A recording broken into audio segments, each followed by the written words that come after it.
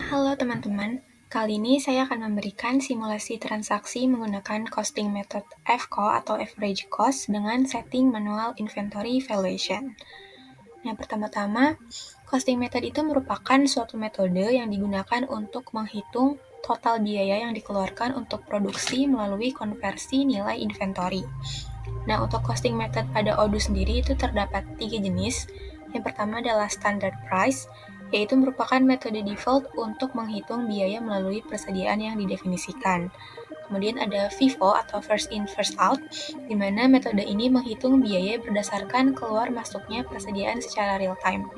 Kemudian yang terakhir ada average cost atau FCO, di mana metode ini menghitung biaya rata-rata dari semua persediaan dibagi dengan jumlah stok on hand barang yang tersedia.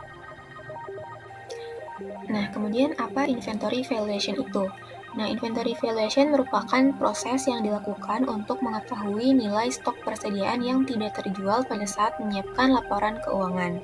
Pada Odoo sendiri terdapat dua jenis inventory valuation. Yang pertama adalah manual, di mana tidak terjadi pencatatan secara otomatis ketika terdapat produk yang masuk atau keluar inventory.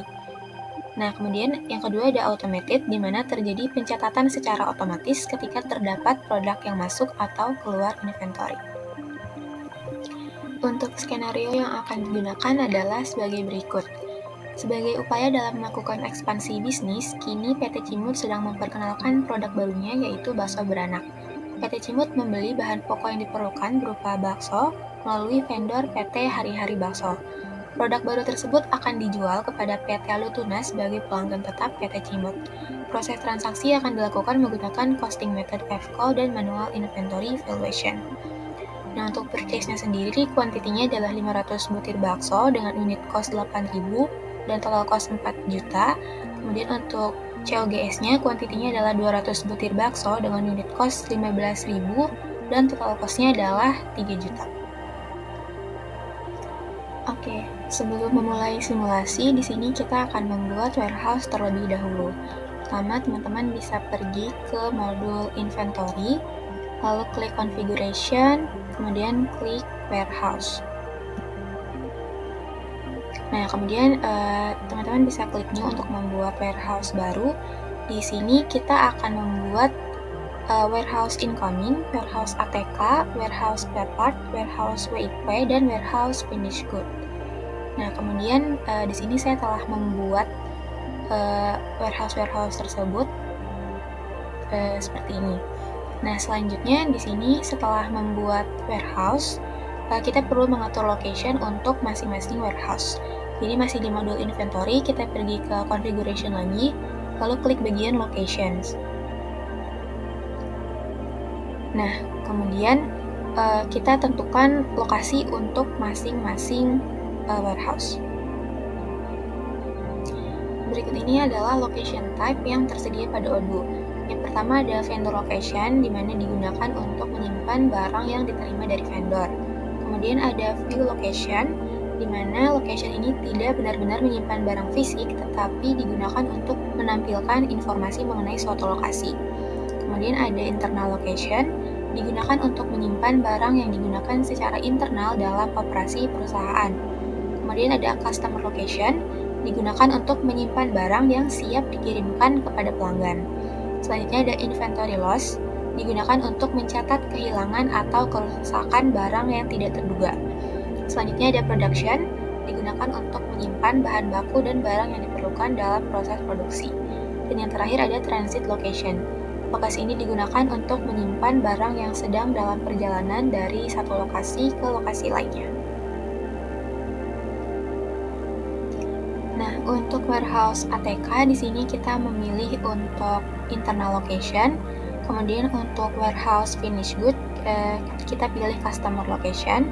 Lalu untuk warehouse incoming kita pilih vendor location. Untuk warehouse spare part kita pilih internal location, dan untuk warehouse WIP atau work in progress kita pilih warehouse location type production. Nah, pada dasarnya teman-teman dapat dilihat bahwa di sini terbentuk dua warehouse. Tulisannya adalah misalkan warehouse incoming dan warehouse incoming / stock. Nah, hal tersebut tidak apa-apa karena pada dasarnya ketika kita membuat warehouse baru, secara otomatis sistem juga akan membuat lokasi internal di dalam gudang tersebut.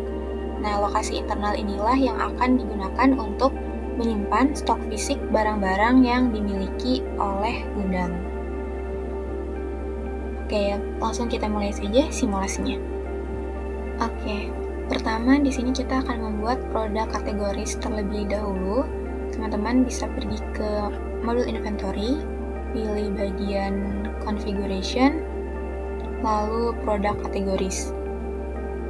Nah, di sini saya telah membuat produk kategoris baru yaitu all/consumable/meatball. Nah, keterangannya seperti ini. Jadi, kategori barunya adalah meatball, untuk parent kategorinya adalah all/consumable. Kemudian untuk costing methodnya itu pilih average cost, dan inventory valuation-nya pilih manual. Nah, selanjutnya setelah membuat produk kategoris, kita akan lanjutkan dengan membuat produk baru. Nah, masih di modul inventory, pilih bagian produk, lalu products. Nah, di sini saya telah membuat produk baru yaitu bakso beranak. Nah, untuk keterangannya seperti ini. Untuk can be sold dan can be purchased-nya di checklist.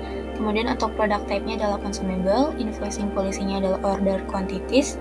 Untuk sales price-nya adalah 15.000. Kemudian untuk produk kategorinya adalah all consumable/meatball, dan internal reference-nya adalah bakso.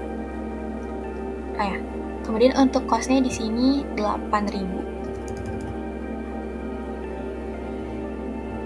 Untuk customer tax-nya dihilangkan saja, lalu kita simpan lagi. Oke. Nah, setelah membuat produk dan produk kategoris, kita akan lanjut ke proses purchasing. Jadi kita buka modul purchase, lalu di sini kita akan membuat request for quotation baru, klik new. Nah, untuk vendornya adalah PT Hari-Hari Bakso. Oke, nah untuk currency-nya adalah IDR. Untuk deliver to-nya ini adalah ke warehouse incoming, karena kita akan menyimpan produk dari vendor di warehouse incoming. Nah, untuk produknya sendiri itu adalah bakso sebanyak 500 butir bakso. Untuk teksnya dihilangkan saja. Oke. Nah, sekarang kita save quotation-nya. Oke, sekarang selanjutnya kita akan mengirimkan quotation ini ke vendor terkait yaitu PT Hari-Hari Bakso dengan cara klik send by email.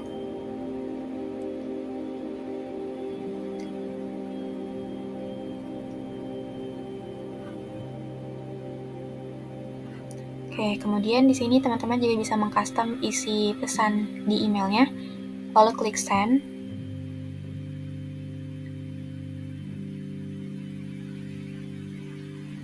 Oke, statusnya telah berubah menjadi RFQ send. Nah, kemudian selanjutnya kita confirm order. Oke, sekarang dokumen purchase ordernya telah terbentuk dengan nomor dokumen P00017. Selanjutnya kita akan klik receive products. Nah, dengan mengatur jumlah quantity sebanyak jumlah demand, dimana di sini sudah sesuai yaitu sebanyak 500. Kemudian kita klik validate. Nah, setelah kita klik validate, artinya di sini kita sebagai PT Cimut telah menerima 500 butir bakso yang dikirimkan oleh PT Hari-Hari Bakso ke warehouse incoming. Nah, kemudian jika kita klik bagian reporting purchase, nah di sini telah muncul bagian produk kategoris dari all/consumable/meatball. Kemudian selanjutnya kita akan melakukan penjualan. Nah, oleh karena itu kita bisa pindah modul ke modul sales. Nah, di sini kita akan membuat quotations baru, di mana untuk customer-nya itu adalah PT Lutuna. Lalu untuk payment terms-nya adalah immediate payment. Untuk produknya adalah bakso beranak. Untuk kuantitinya adalah 200. Kemudian untuk unit price-nya adalah 15.000. Oke. Kita save. Oke, sekarang kita akan send by email quotation ini ke PT Lutuna.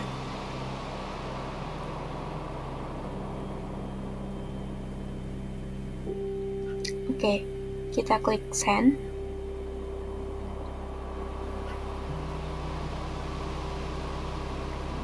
Ya, quotation telah berubah statusnya menjadi send. Sekarang kita confirm order. Nah, sekarang dokumen sales order telah terbentuk dengan nomor dokumen S00036. Kemudian selanjutnya kita akan melakukan proses pembayaran. Kita klik create invoice, kemudian pilih regular invoice. Oke, sekarang draft invoice-nya telah terbentuk. Kita lanjutkan saja untuk confirm draft customer invoice tersebut. Oke, sekarang nomor invoice-nya telah ada seperti berikut. Selanjutnya kita lanjutkan saja untuk register payment. Nah, untuk jurnalnya pilih bank, kemudian amount-nya adalah 3 juta. Payment date-nya adalah hari ini 22 Maret 2024 dengan memo nomor invoice terkait. Klik create payment. Oke, sekarang statusnya telah berubah menjadi in payment atau bisa kita artikan juga sebagai paid. Nah, selanjutnya di sini kita bisa mengecek journal entries dengan cara pergi ke modul accounting. Kemudian pada bagian accounting kita cek journal items terlebih dahulu. Oke, nah di sini sudah ada ya teman-teman 4 buah ini yang date-nya adalah tanggal 22 hari ini. Itu telah ada journal items kepada PT Lutuna yang berisi customer payment 3 juta, kemudian ada invoice PT Lutuna dan juga produk yang dijual ke PT Lutuna yaitu bakso beranak. Nah, jika kita cek journal entries, di sini juga telah terbentuk journal entries baru yang berisi customer invoice untuk PT Lutuna dan juga journal item dari customer invoice yang terkait. Oke, sekian penjelasan yang dapat saya sampaikan mengenai simulasi costing method AFCO dan manual inventory valuation pada audit 17. Semoga bermanfaat. Terima kasih.